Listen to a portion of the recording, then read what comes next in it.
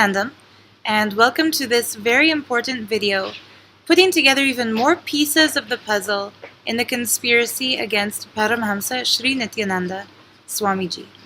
So today I'm sitting with two very important and lovely women in the Nityananda Sangha, Ma Prabha and Sahiti. Thank you so much for agreeing to this interview that must be so difficult considering what you've both been through. They have both had very close personal relationships with the men who were the conspirators behind the attack against Nityananda. Now, before we get into the details of this attack, Ma Prabha, can you please tell just a little bit about the monster who is your ex-husband? His name is Douglas MacKallor. We were both disciples of Swamiji.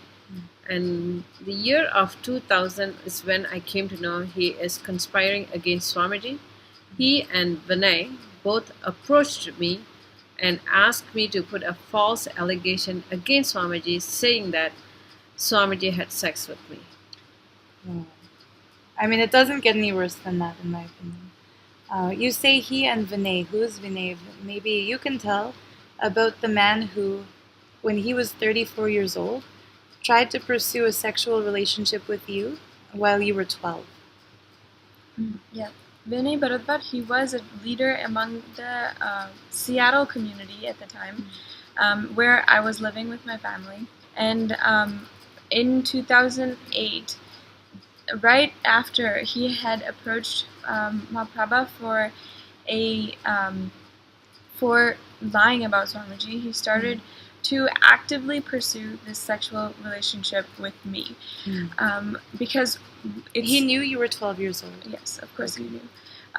And he, of course, it's going to be easier if you're going to plan a conspiracy to groom your own victim when she's 12 years old and she has no basis at all, and she does not have any idea of what sex relationships or any of that is, than it is to adopt another person. And it's going to be atrocious to a organization if a child is coming forward and saying that some leader has raped them. Yes. So in that way, he was planning from the very beginning to use me in his plans against Swamiji. So one thing that I'm wondering about,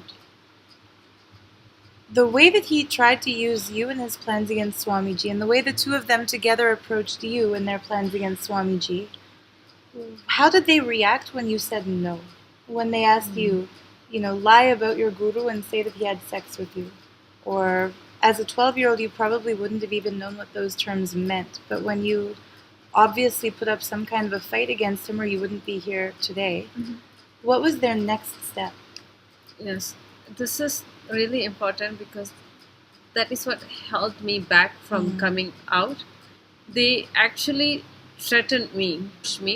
They're going to morph or my picture with Swamiji and damage Swamiji.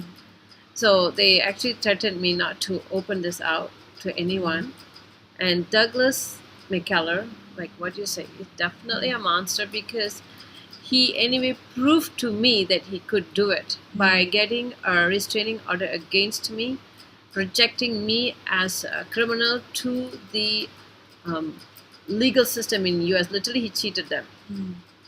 And it went in a bigger scale when they have a friend, Lenin Karuppan, who has a contact in India, Doug's friend, who know how to do morphing professionally.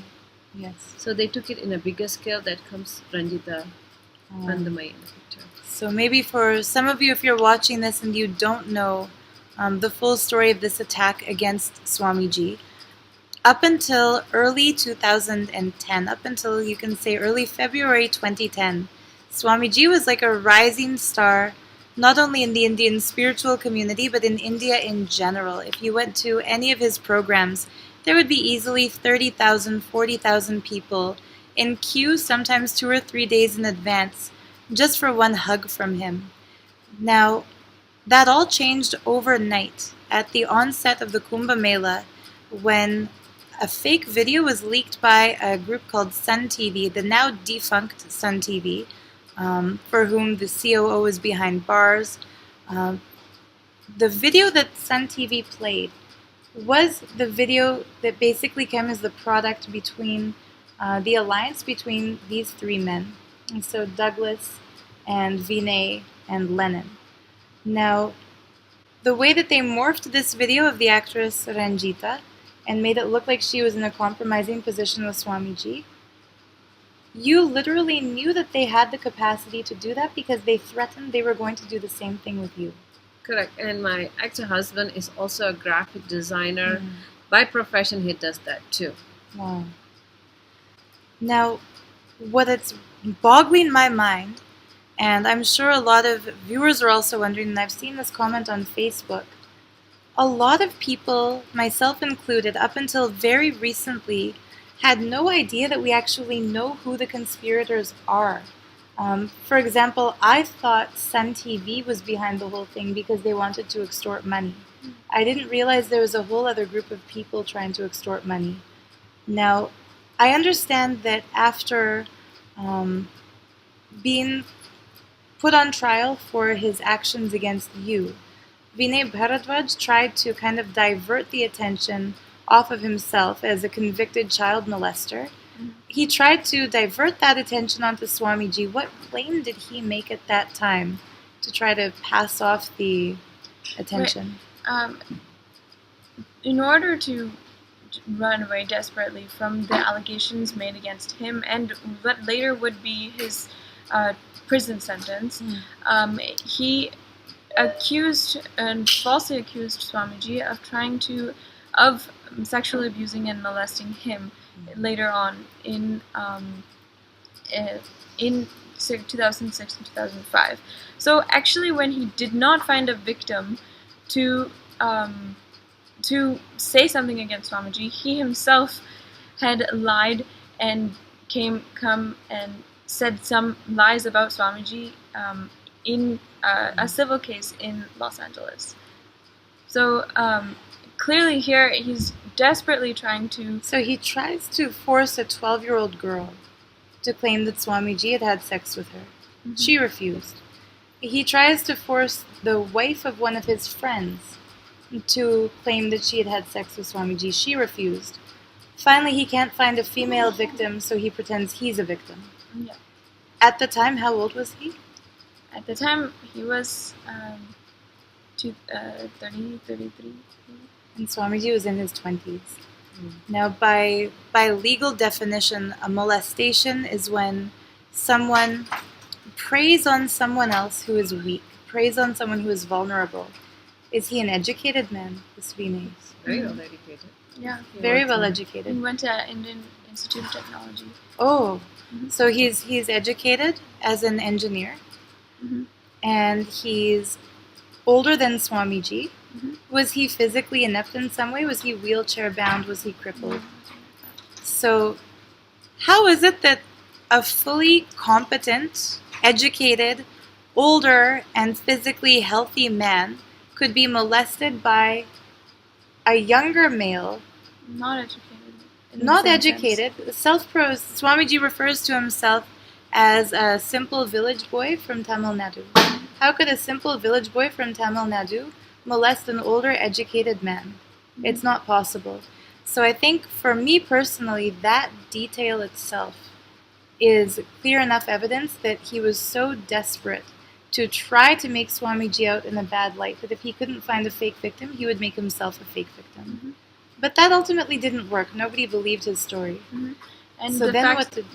The fact that he was already charged with and sent to prison by the time they went to court in Los Angeles and went to trial definitely hindered his process in putting that case against Swamiji. Okay.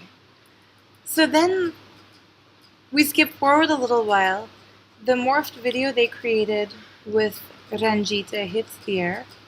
And India basically goes crazy. People try to burn brahmacharis alive in this campus. Reporters are instigated to try to tear the saris off brahmacharis and catch them in unflattering pictures to make it look like something devious is going on here. they didn't leave it at that, did they? They continued to pursue fake victims, and they finally caught one. Now, we in India are all familiar with the false accusations put forth by one liar named Arti Rao. We know for a fact she's lying because she's disease-riddled. She's so contagious that her own medical report states if she even just touches her lips, she can pass on herpes. The dates that she claimed Swamiji raped her in this ashram, Swamiji himself wasn't even physically in the ashram, he was traveling. Mm-hmm. And yet a lot of people are listening to her stories. Mm-hmm. What I'm wondering is there any way that we can link these two cases? The two who tried to coerce the both of you into lying, the two who created the fake video of Ranjita. Yeah. Did they have any contact with Arti Rao? Right. In July of 2009, this is simultaneously why he's trying to manipulate and completely brainwashed me. And I had just turned 13 at that time. Simultaneously, he's trying to find other victims, because the more victims he has, the stronger case he has. Do you know he approached other women? Yes, and he had only later I had found out that at the time he approached, he had called Arti Rao on the phone, and at the time she was known as Premeshwari Mai here in India. He had called her, asked her, do you know that Swamiji is having sex? Do you know that there are other female sannyasis or females who are saying this? And he was particularly saying Sri Prabha, which was my ex-husband, Douglas MacKallor. Particularly saying that he knows this and he's going to do something about it. He says those exact sentences to Arti Rao, and immediately her first reaction is to refuse entirely. And not only that, she sends an email reporting all of this to the secretary of Swamiji at the time, refusing completely. What did she say in that email to the secretary? She said she lets the secretary know that she feels that there are disgruntled people, ex-members of the foundation, who for whatever reason want to take revenge on Swamiji, and she agrees with the fact that a scandal or something like this that he is planning is going to be extremely dangerous to the entire name of Swamiji at the time, because she also recognizes Swamiji's name was very high and growing, and she recognized that people would do this for money. So in this case, it clearly shows that though later on Arti Rao was convinced, perhaps by Lenin Karuppan, whom she had a relationship with, she initially refused this completely, showing that her allegations against Swamiji are completely false. Absolutely. Just changing your story like that does not happen to a real victim, and I can say so for a fact. Yes, of course. And see, the other thing is, if she was a victim in any way whatsoever, when they approached her, maybe she would have said no, maybe she would have said yes, depending on her own reasons, her own fears, her own, sense of morality at the time, her own moral compass. But certainly if she was a victim, whether she said yes or no to those who were planning this attack, she definitely wouldn't have sent an email to tip off Swamiji's secretary and inner circle. A rape victim would not notify the rapist, hey, watch out, people are onto you. So that email, do we still have a copy of this? Yes, and we can show it. We can show everyone right now how Arti is saying to the secretary that she is very concerned about Swamiji. She's very concerned about his safety, and she's very concerned about his future mission. Speaking clearly that she cared about this mission. Yes, and that she cared about him. And that she cared about him. Suddenly what happened, probably convinced with the implanted ideas by Vinay Bharadwaj and Lenin Karuppan. Well, obviously, if he tried to brainwash you, he would have had some kind of technique. So it's not unheard of that people can go to some dime school and learn hypnosis. Well, this email also is an evidence for what I've been sharing, that because I just walked out of the house. He kicked me out of the house. I walked out with nothing. But this email shows that Vinay and Douglas conspiring against Swamiji, because Vinay is clearly making a statement to Aarti Rao, who's known as Parameshwari Mai, that Douglas has a plan. Right. He's not revealing the plan in that email, but he's clearly telling, literally inviting Aarti Rao to be part of them, and Douglas has a plan. It's coming up. Wow. And Vinay had in August 2009, prior to August, he was, there were rumors going around about him pursuing a relationship with a minor. And because my parents were very concerned about the fact that I was talking to him all the time, I was completely isolated from them. They couldn't talk to me. And when they... How were you isolated from them? I was not talking to them. I was not listening to them. Vinay had successfully convinced me to not talk to them and not believe what they're saying, because he is feeding lies into me from the very beginning that Swamiji is not the person that Swamiji is not the person that he says, that there are many women who are coming forward and saying this. Basically the same thing that he's told her, that he's told Aarti. He is trying to implant in my head. And he was very much trying to, as a pedophile and as a child sex offender does, trying to pick out me from my family. So saying all these bad things about my family, my brother, my everyone in the Sangha who ended up becoming like my family, because we were pretty involved at that time. Saying all these bad times just was easy, making it easy for him to completely take me out in November of 2009, which is when I had completely, when he tried to completely pick me out and asked me, okay, you have to run away with me now. I completely refused and went and told my parents the truth. Wow. So that was what finally sparked your inner fire that something is not right here. Yes. Okay. And of course, the entire time, I myself was facing personal health issues, which made me more dependent on a relationship with him, or had been something that he can exploit easily. My health was deteriorating, all in part because of what he was doing. Right, because again, molestation by definition is taking advantage of someone weaker, whether that's mentally, emotionally, or physically weaker. So when he was in the spring and summer of 2009, this rumor was going around that he was a child molester, and also on top of that, he was, when rumor came to Swamiji, of course, so immediately Swamiji kicked Vinay out. And there is a document saying that you are no longer a part of the Sangha, you're no longer welcome to be in the leadership position that we have trusted you with because of your immoral contact, continuous contact, despite what the parents have told you. So Swamiji immediately sent him out? Immediately. And No Swamiji did not even know the extent to which what he actually did to me. Wow. He just knew he's contacting her. But still, what did not come out was the amount of times he kidnapped me to his apartment. Wow. So it all goes to show that in the end, Swamiji is paying for the sacrifice that he ultimately did. Wow.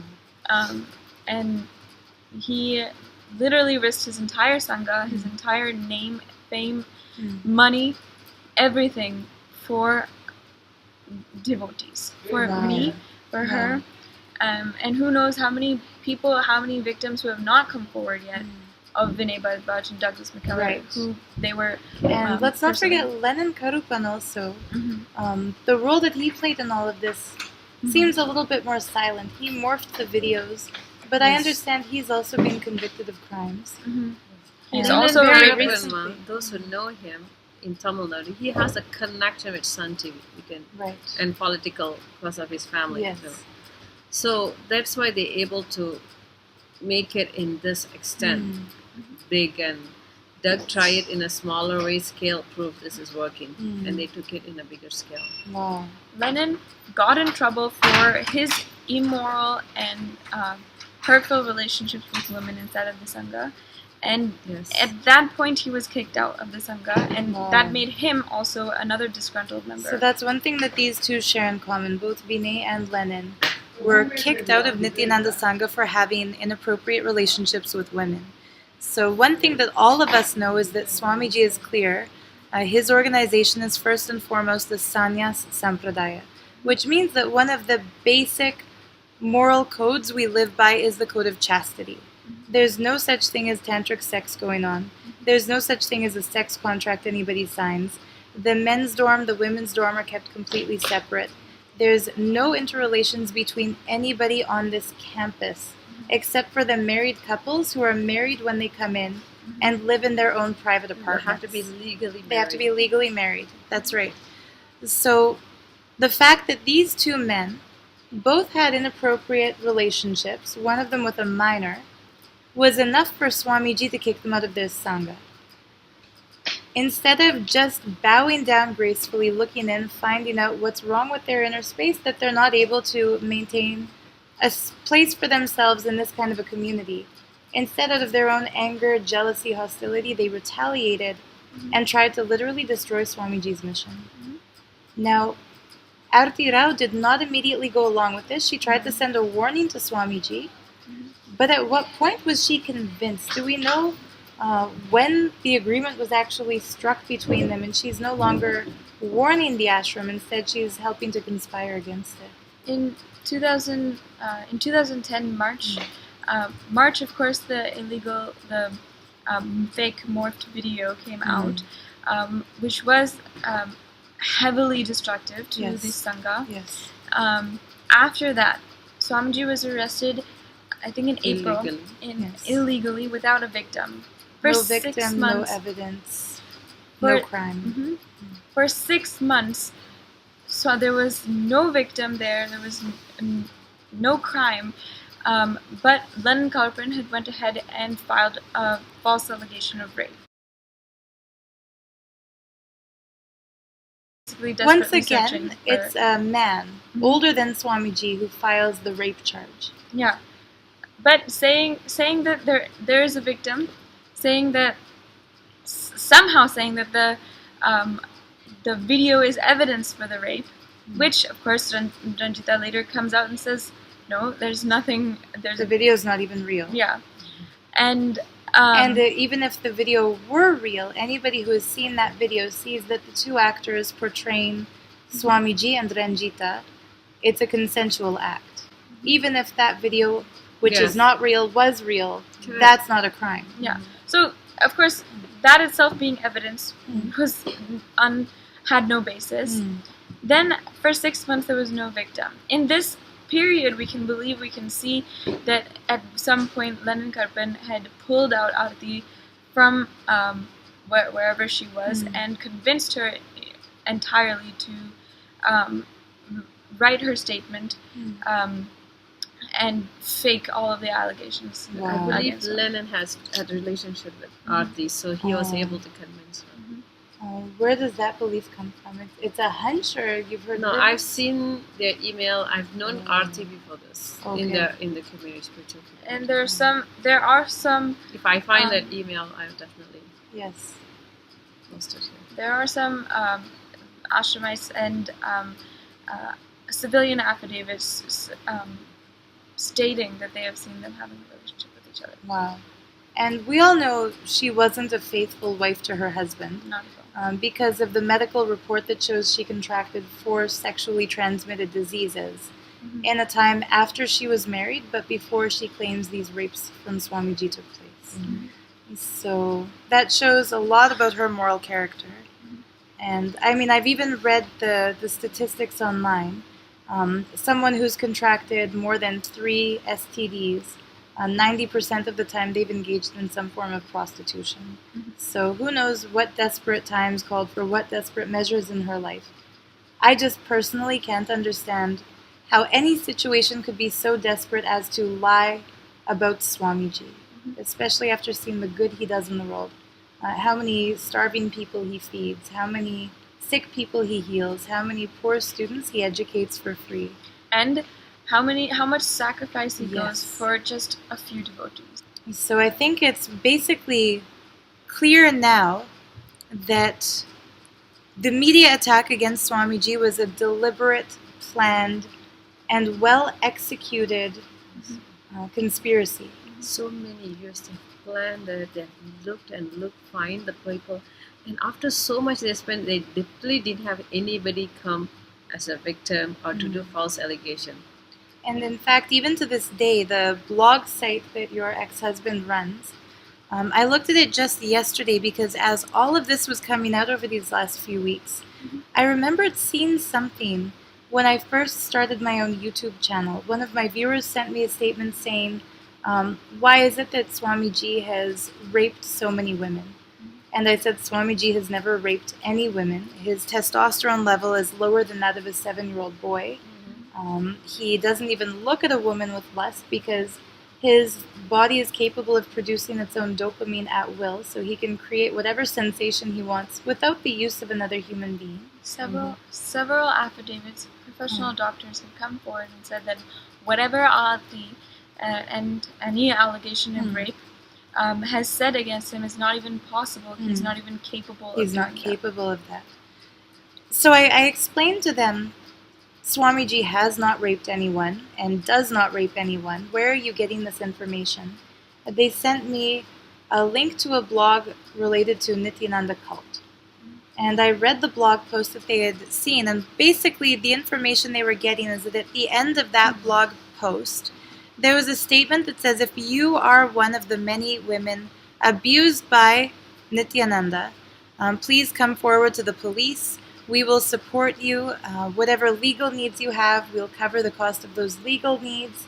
We have a donation box. Any money donated, we'll use that towards your efforts. Basically trying to bribe any woman poor and desperate enough to make an accusation against Swamiji. This came to my notice for the first time in 2011. I looked yesterday, it's still there.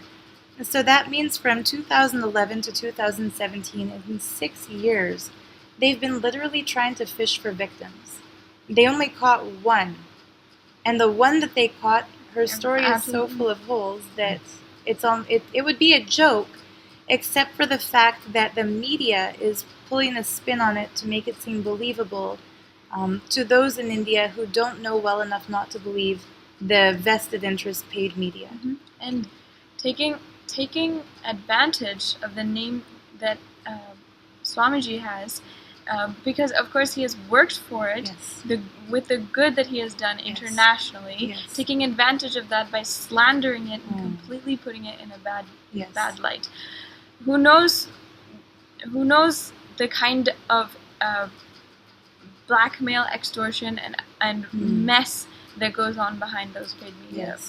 Well, I know we get a brief insight into it in a recent interview I was blessed to have from Nityananda Swami.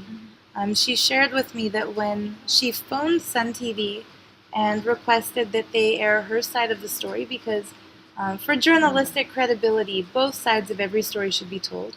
And she contacted them and said, the video that you've shown is not real. That's not actually me. Please let me make a statement.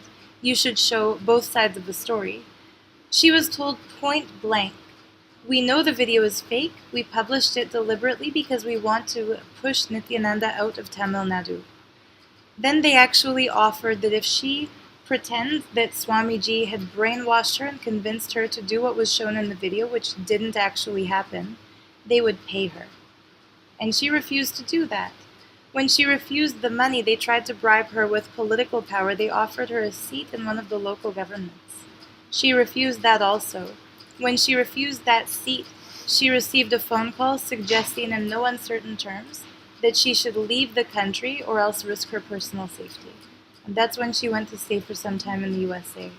So what corruption goes on behind the scenes of the paid media, I think is very abundantly clear for those who listen to her end of this story. It's one big, jumbled, tangled mess of instability and immorality and vengeance, violence. The thing is that it is exactly this that the avatar comes down. It is exactly for this amount of vengeance, pain, sexual abuse, and completely exploiting the vulnerable state of humanity, the vulnerable state of a child, from a child to all sorts of different people. All of this negativity that the avatar comes down, that he has to go through, and in the end have to prevail just to show humanity that he is the avatar. Right. He's like a lightning rod for all the toxicity out there. Yeah. So I hope that the truth finally prevails for in effort with these videos, and of course ongoing persecution, ongoing war that's going on in court and outside of it. I hope that the truth finally prevails for the ultimate enrichment of humanity itself. So whatever is happening, based on every experience I've had with Swamiji, from the injury that he cured miraculously, I had arthritis in my left knee, he cured it overnight. He's done so many miracles, I can't even name them all in one video. Based on all of that experience, it strikes me that this has to be a Leela. He has to be creating some kind of a divine play. It's Sadashiva coming down to the planet, and by putting himself in a position where he is victimized by the paid media, and he is set up in such a heinous crime, he'll put an end to all of these kinds of dirty dealings once and for all. Nobody could even stand it, man. If it's Nobody not could stand because this. of his incarnation, that's why he could stand it. Nobody else could have lived through what he's been put through. And nobody else could have empowered two brave souls such as yourselves to live through what you've lived through and still be radiating after all of this. So thank you again so much for sharing your stories. And we'll post the images of these emails at the end of this video, so keep watching for that physical proof. And also please visit the website www.nithyanandatruth.org, like the Facebook page called Nithyananda Truth, and start sharing these facts. Anybody who you know who has ever questioned Nithyananda, claiming, didn't you see the sex tape, or didn't you hear about the rape victim, or don't you know about the contract? If you know anybody who has been victimized by the lies told, instigated by these three heinous individuals, and propagated by the paid media in India, share with them what you've learned today, because it is time the truth prevails, and it's time that those who created this fake story are held accountable for their actions. It's now time for them to be on trial, if not by media, at least by social media. So, thank you so much. Nithyananda.